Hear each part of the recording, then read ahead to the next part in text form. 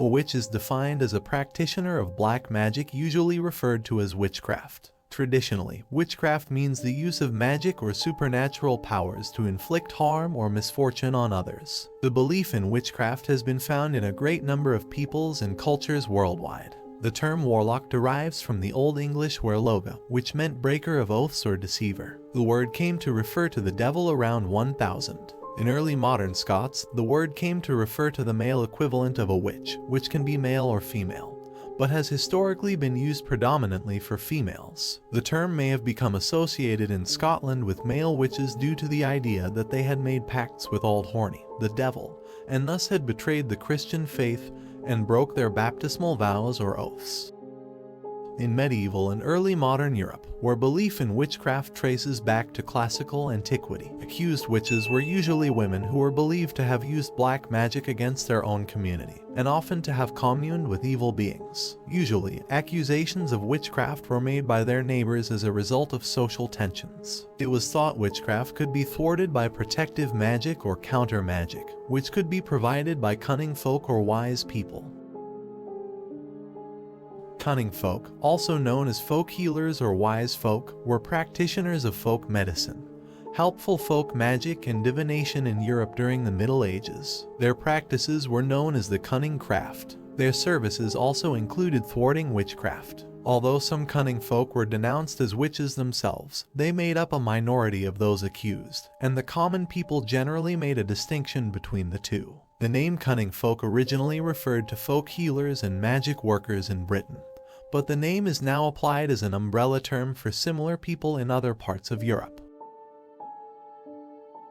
Suspected witches were also intimidated, banished, attacked, or killed. Often they would be formally prosecuted and punished if found guilty or simply believed to be guilty. European witch hunts and witch trials in the early modern period led to tens of thousands of executions. European belief in witchcraft gradually dwindled during and after the Age of Enlightenment.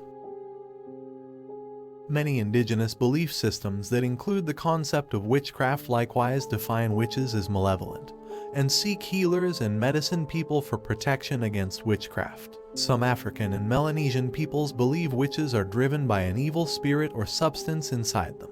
Modern witch hunting still takes place in parts of Africa and Asia today. Some indigenous groups view witchcraft from a different perspective, including as a method of preserving cultural knowledge. In Cameroon, among the Maka people, witchcraft is known as Djambe and encompasses occult, transformative, killing, and healing aspects. In the Central African Republic, hundreds of people are convicted of witchcraft annually, with reports of violent acts against accused women.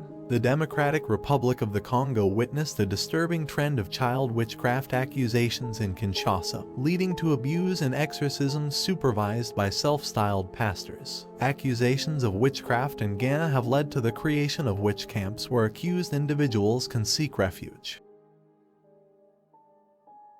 In Chinese culture, the practice of gong tao involves black magic for purposes such as revenge and financial assistance. Japanese folklore features witch figures who employ foxes as familiars, while Korean history includes instances of individuals being condemned for using spells.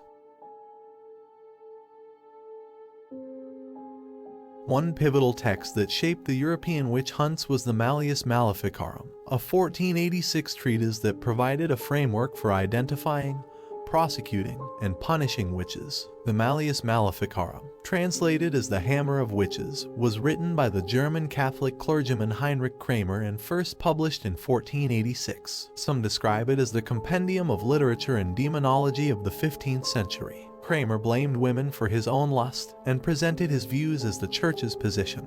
The book was condemned by top theologians of the Inquisition at the Faculty of Cologne for recommending unethical and illegal procedures and for being inconsistent with Catholic doctrines of demonology.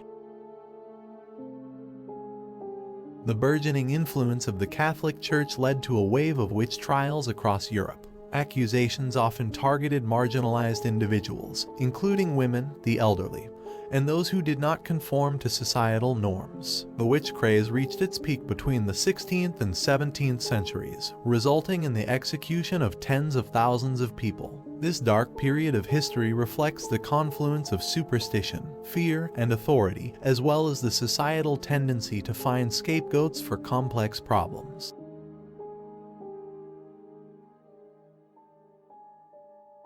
The Salem witch trials were a series of hearings and prosecutions of people accused of witchcraft in colonial Massachusetts between 1692 and 1693. More than 200 people were accused. 30 people were found guilty, 19 of whom were executed by hanging, 14 women and 5 men, as well as 2 dogs. One other man, Giles Corey, died under torture after refusing to enter a plea, and at least 5 people died in jail. In America, Salem's events have been used in political rhetoric and popular literature as a vivid cautionary tale about the dangers of isolation, religious extremism, false accusations, and lapses in due process.